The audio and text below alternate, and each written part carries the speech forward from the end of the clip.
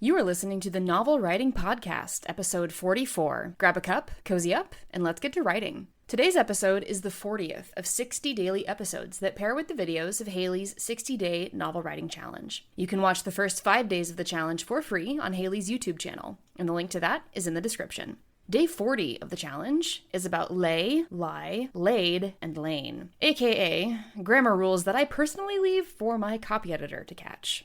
I'm not going to rehash what Haley says in this video today, but I will say that there are a bunch of grammar rules that you do not need to know in order to write your first draft. I still have issues with a lot of the grammar stuff, and I'm a self-described grammar Nazi. Obviously, if you want to make sure that you're using words and grammar rules correctly from the get-go, research them and learn the differences. But we are more concerned right now with getting the garbage first draft onto the page, not with earning honorary English degrees.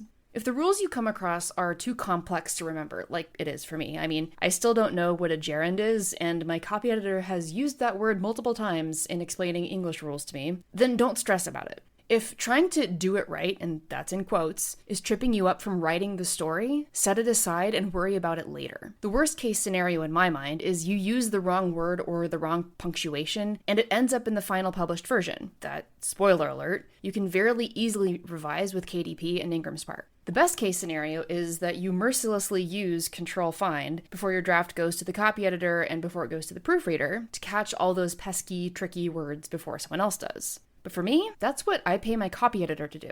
I know I won't have the mental bandwidth or the time to scour my books for each misused word, and I know I have a tendency to use certain words certain ways, and I can trust my copy editor, which is Lauren, by the way, to catch them for me, especially since we have an established style sheet. It takes a lot of stress off my shoulders to know that I don't have to trust myself to know all the rules of grammar or remember if I was capitalizing certain words. After all, English is the language that kind of beats up all the other languages and then rifles through their pockets for loose grammar. It's a mishmash of words and rules that don't often make sense, and sometimes what sounds better in your head is not necessarily grammatically correct, but it would read way better to do it the quote-unquote wrong way. I actually have a few things on my style sheet that aren't strictly kosher, grammatically speaking, but it just sounds and reads way better than if I did it right.